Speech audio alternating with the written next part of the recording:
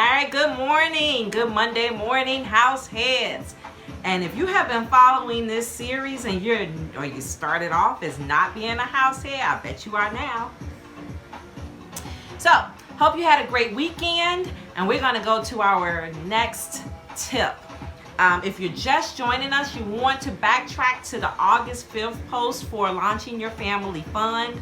It's going to bring you up to speed, starting with that post. And for those of you who have been with us, last week may have stirred up some emotions. And again, sorry, not sorry. It's absolutely necessary for this to occur if you're going to step up to the challenge of launching your own family fund in a family typically where it just seems like that's not even possible, right? So let's get with it for our next tip. And the next tip is, now you want to take an inventory of all of the people in your family who passed away before you existed. So all those family gatherings that we've had in my family, even prior to launching the family fund, where this wasn't something that we would talk about, it would come up. You hear names, you often would hear things like, for me it was, oh my gosh, I wish your grandfather could have seen you.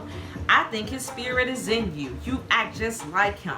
So there are people whom you never met, but you hear stories about. Those are the people that are going to go on this list, okay?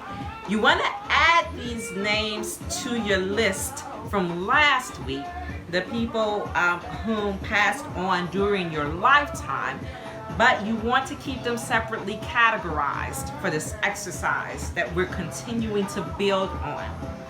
Alrighty. Let's see. Is there anything else we need to share with you guys? I don't think so. Other than, I absolutely welcome your feedback, your questions, your concerns, any tips that you want to throw in. Maybe you've done this already, right? And you did it a different way from the way that I did it. Because for me, again, my family is the family where this was truly impossible to do. I never thought this could have occurred. To hear the story about what inspired me to launch the family fund and to dare approach my family with something like this, go back to the August 5th post if you just joined us this week. Other than that, I want you guys to spend time with today's step and the step from last week, making those lists, okay? Embrace emotion. If you get choked up, man, have peace with that, because we're gonna build on it. Those lives were meaningful. They made contributions in one way or another. And for many of us, we've not optimized that at all. So, dig deep. Let yourself feel.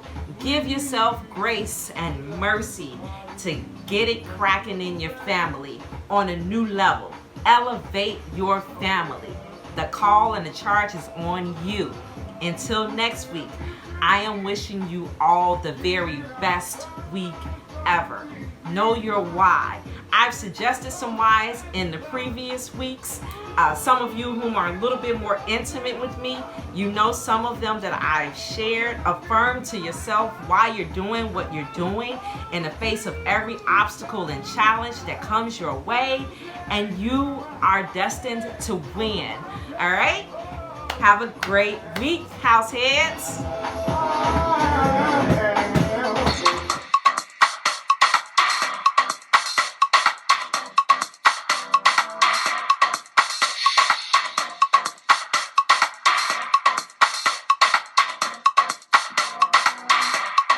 The Lord says, for when two or more are gathered in his name, he is amongst them. Matthew 18:20. House heads, can I get a witness? Can I get